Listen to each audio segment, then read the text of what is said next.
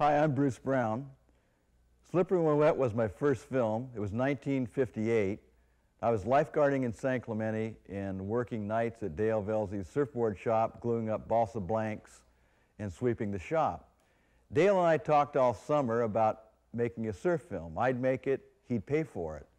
We finally settled on the budget, which would be $5,000. That would include the cameras, lenses, tripod, all the film, air travel to Hawaii, and my living expenses till the film was complete. We recruited 5 surfers and hopped on a plane for Hawaii in September. They had their boards, and I had my new camera and my book on how to make movies. I still have it. Found it in the attic. We came back from Hawaii in December, and I spent the next few months editing film. When the film was sort of edited, I decided it needed some music, so I went up to the lighthouse in Hermosa Beach, California, where Bud Shank was playing. I asked Bud if he'd like to do the music for the film. He said he'd never done music for a film. I said, "That's okay, I've never done a film." He said, "Perfect."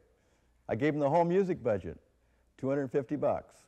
We couldn't afford a recording studio, so we recorded it in the offices of World Pacific Records, which was one small room.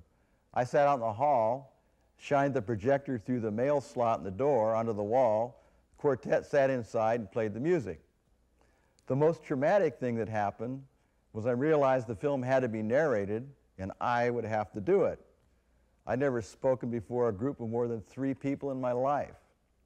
Just happened to run across the old narration, fortunately, in the attic. It's an old 1/4-inch tape. This is what you'll be hearing. Instead of using the standard newsreel approach of the time, I decided I wanted to tell a story, basically about 5 surfers on their dream trip to Hawaii, which in 1958 was a pretty exotic trip. The story starts literally in the beginning.